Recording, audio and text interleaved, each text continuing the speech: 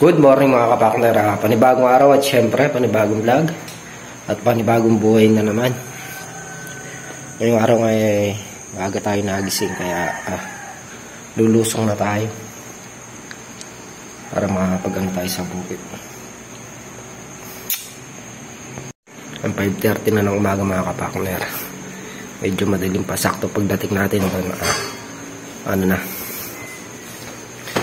mapaliwanag na. Nakabiyak na nga ako. Alabas ko na yung sector ko.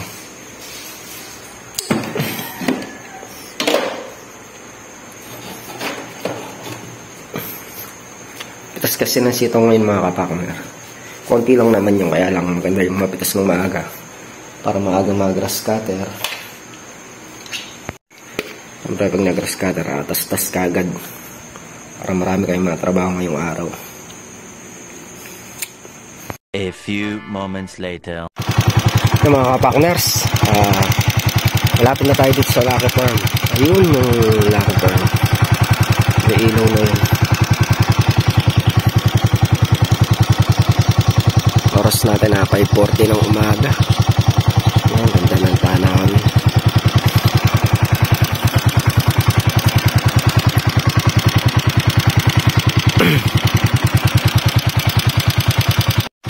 Yan, at dito na tayo sa Lucky Farm mga kapakners.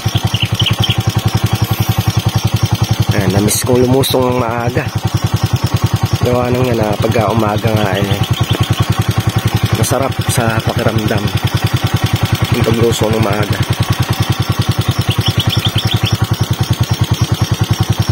Maaga tayo nagising mga kapakner kaya nagahan natin ang lusong. Wala din naman tayong gagawin sa papatanghali pa tayo. At least dito ito paano makakilis-kilis tayo habang medyo madilim pa. Mag-iinit na ako ng tubig, tapos magsasaing na rin ako para pagdating nila okay na, diretso trabaho agad. Pag-almusal na, pagkayari mag-almusal na, diretso trabaho agad. Ikot-ikot muna tayo dito sandali. Bantay! Bantay, ikaw kahit tanggilas ka sa camera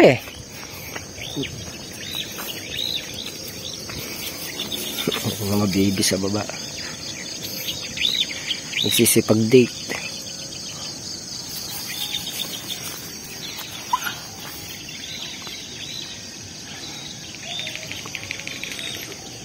Ganda talaga dito pagka maaga.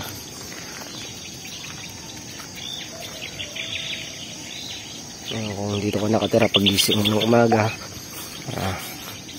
pagbungad mo makikita mo kagad yung bundok Arayat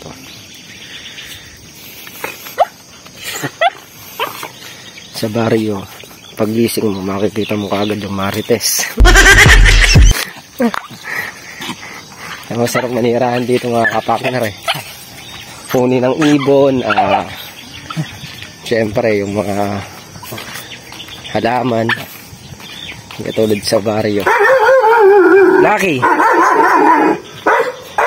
Pag-gising ng kapitbahay, yun ang unang bubungad sa'yo. Kaya pag-gising pa lang masama na gising. Dito pagka dito ka nakatira, pag-gising mo talagang masisiyang ka. Maganda ka agad yung araw mo.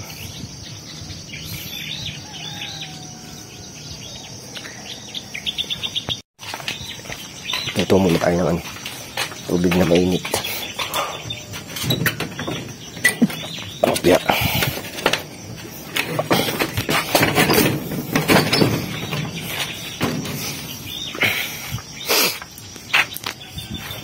Nakalala ko lang mga kapakner, medyo kabataan namin 12 anyos o 11 anyos siya. Kasi 11 anyos pa lang nag-ano kami. Nagbubukid na kami, tapos sideline na sa ano na, contraction. sa bukid pagka nakikipamitas kami ng siling yung tare, yung Taiwan. Lumulusong kami nung kasama namin sila Tol na Red at mga pamangkin namin. Lumulusong kami plus 4:30. Pagliwanag nun, pitas na kasi yung bayaran sa silinan 4 kilo. Pagpitas na siling maanghang 4 kilo bayaran nun. Siya, ang kilo niya nun minsan kasi binibigay sa amin ng may-ari 51 kilo. So naman pag mababa 20. Pinaka sa amin yung masarap na sa amin yung 50. Kaya lang hanggang tanghali, hanggang alas 2. Pinakamalakas pumitas nun hanggang 8 kilo lang. Kasi mapakahirap pitasin yung siling maanghang. Sa 8 kilo nun, pag nakaano kami, 400 ka na. Yung isang boysen na timba, punong-puno yun. Paka-apaw na apaw mo, tumitimbang ng 7 to 8 kilos. Punong-puno, yung may paulo siya. Ihanap buhay namin dati. Tapos nag-uuna-unahan kami pag sikat ng araw na ganyan yan. Ganyan kataas yung sili mga kapakner. Sa kalamansi na yan. Pulang-pula. Kanya-kanyang takbo sa tudling. Kailangan huwag kang mabagal kasi pag mabagal ka, ang matitira sa iyo yung madalang. Yun yung trabaho namin. Tapos nakikipagtanim kami ng sili. Patubig. Papatubig kami. Tapos pitas ng okra. Kapag pitas ng okra mga kapakner, unang pitas ng okra. Hanggang alas 2, 75 pesos yung bayad sa amin. Pero maganda-ganda pa rin naman yung hindi pa gano'ng kamahal yung bilihin. Tapos sa contraction ng mga partner ang upahan tank 100.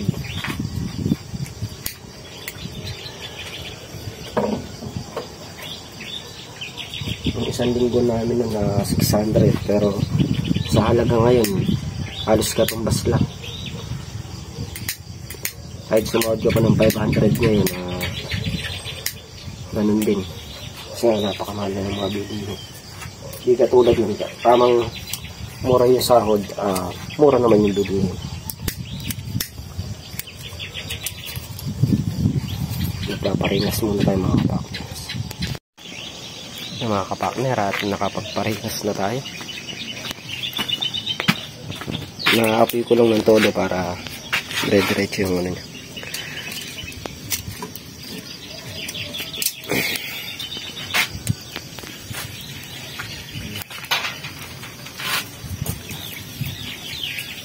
Pwede natin salang muna. Tapos nito mga kapaknera, sunod na rin natin isalang yung yung kanin, sinaing. Pero habang nagpaparingas tayo dyan, pwedeng gawin. Sandali lang kasi pitasan yung sitaw mga kapaknera. Kasuin ko muna yung pagsasaing pa.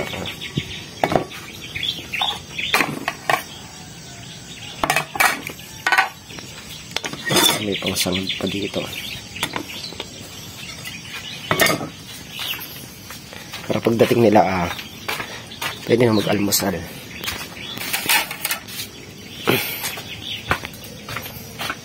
Pero alam ko yung iba ngayon mga kapaknera, sasabog kila Kuya Rodel. Baka lumusong lang dito ngayon. Kami lang nila tol na rin Kuya Rodel, parang kami, si Kabady, si Chong. Alam ko sabog nila ng ngayon. ng palay. Tulungan niya kanila sila Kuya Rodel. Kami naman pipitas kami sitaw dito, tapos nga magtatastas ng balag. Sandali lang din naman sila sumakay mga kapatid. Mga parang alas 10 andito na rin sila. Yan mga kapakners, habang pinapakulo natin yung tubig na mainit, tas muna tayo dito sa maliit na balag. Hello Lucky.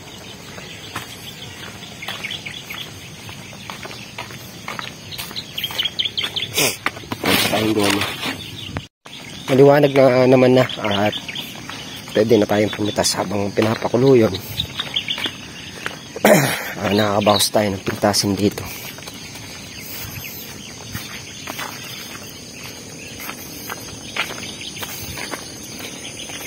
Ano lang yung natira natin mga kapaknara?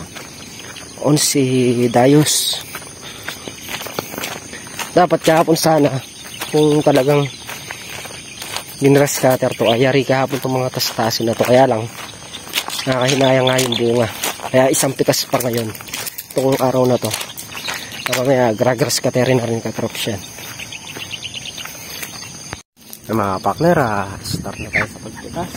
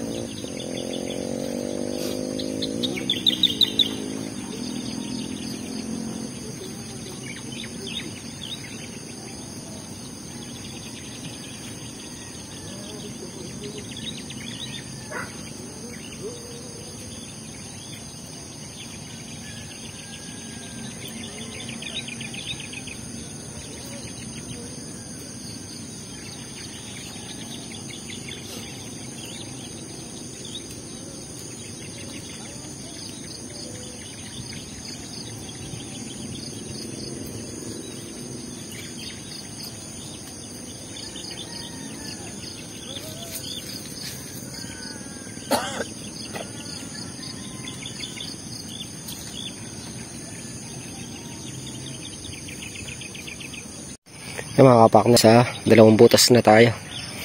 Dito na ako niyan sa may kalamansi. Sa 2, 3. 8 butas na lang. Titingnan ko muna yung tubig na mainit. Kumukulo na. Makapagsalang na rin ang sinain. Mga partner, nakapagsalang na tayong kanin at partner. Naisalin ko na rin yung tubig na mainit. Balik pitas tayo para mayari natin to kung pinipitasan natin. Sinimulan ko muna dito sa maigsim balag para kung sa habang pumipitas kami dito mamaya, pwede ng grass cutter ni katrops to. Aabutan kasi siya pagka sinabayan namin ng tastas na siya, nauubusan na agad. Kaya kailangan mauna siya mag-grass cutter bago ko magtastas. Makarami muna siya. Dito na tayo mga kapakners.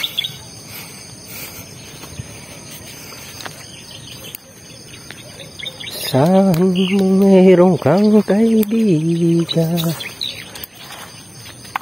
naging tapat sa'yo. Kung kailangan mo ko, oras ng iyong pag-iisa. Kung nanininding. Mga partners, ahon muna ako. Gawa ng sinaing. Ay, wala nang apoy. Hintayin ko na maluto to bago ako lumuso. Baka mahilaw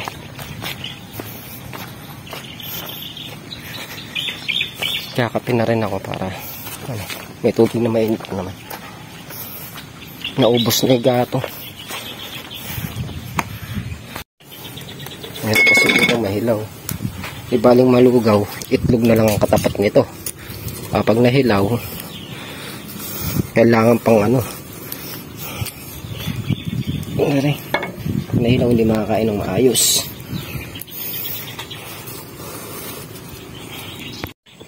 Yan, at kape po tayo mga kapakners. Tabayan natin maluto yung ano, yung kanin. Gawa ng baka mahilaw siya o malugaw. Kaya hintayin na muna natin maluto bago tayo pumitas ulit.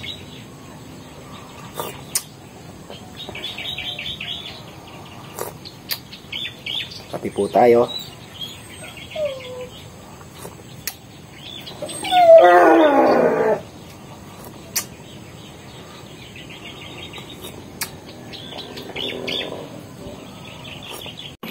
Mga kapakners, nakayari na nga tayo magkape at paluto na rin yung sinaing. Tinanggalan ko na siya ng apoy para hindi siya masunog.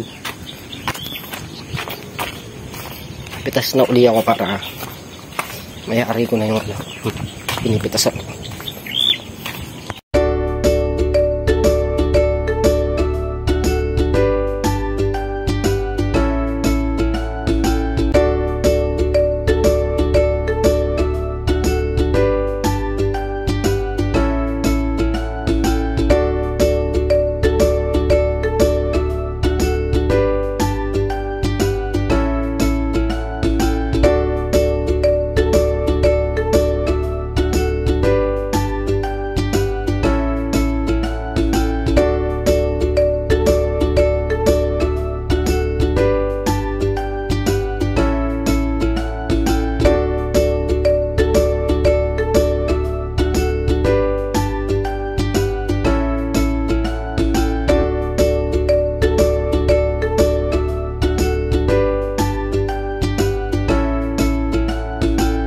Yung mga kapakner, nakayari na nga tayo dito sa maliit na balag.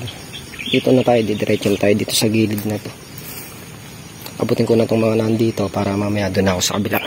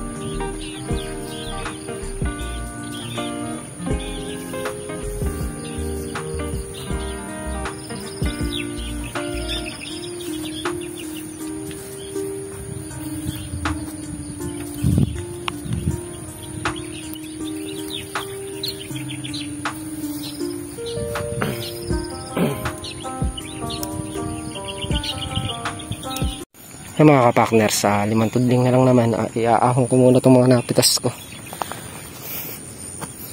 para pag may dumating mapilian na nila. Yung mga kapakners, pitas na tayo sa 2, 3,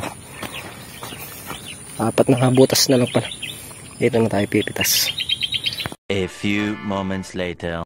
Yung mga kapakner, nakayari na kami pumitas at nakapagtinor na rin. Sisimula na kami tas-tas. Yung mga kapakner, pinauna lang natin si Katrops mag-grass cutter para makapagtabas na tayo. Kaya rin yung mag-grass cutter ng isa, tatas-tas na rin ako.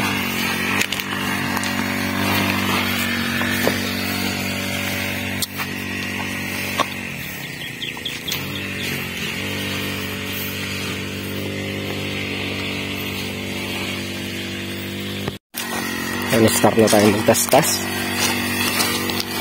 para makarami. Gawin natin to.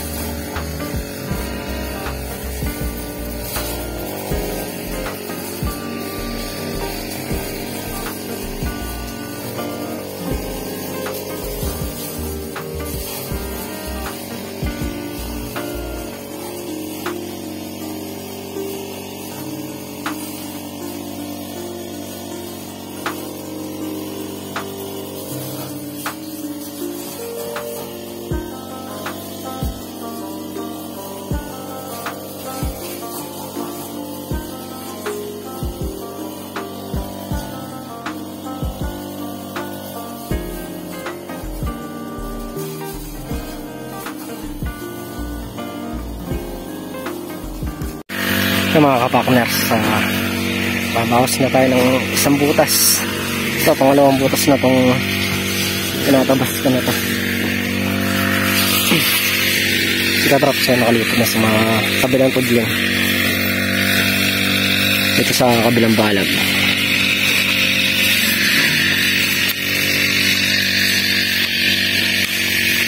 Pinakuna lang ito gawa para di siya maagad, para matanggalan ng alambre ito pa lang. Parang Carlo, papatubig siya dun sa may tinanim na kamatis. Kuya Rodel, si Chong, si Kabady, nagtatanim na sitaw doon sa may balag na ampalaya. Kuya Rodel naman nagtotor. Kung na rin hindi nakalusang siguro lang baka mamaya namili sila, baka namili sa Angeles.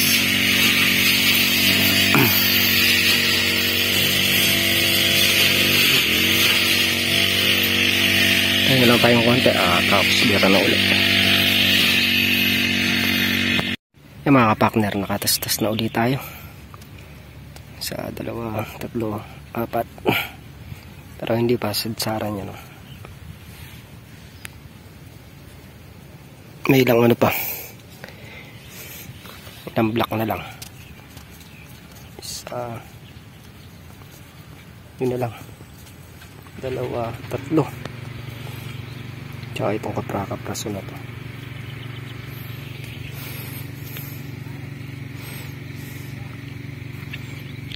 Hinihinay lang, ano to, tawag nito, bibasicin lang natin yan. Pero hinahinay lang tayo sa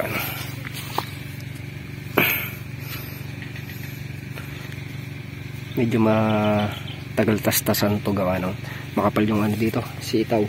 Di katulad dun mga kapartner, medyo manipis, kaya napabilis din yung trabaho natin doon. Ito sapin-sapin na yung baging. Mabilis pumurol yung pangon natin, pantabas. Pero baka mamaya makapagbaklas pa rin kami ng alambre dito. Kasi maghahakot pa ng mga pinagtanggalan. Para bukas pwede na nilang pag natanggal yung balag, bukas o sa mga kalabaw, pwede nang pakalabaw.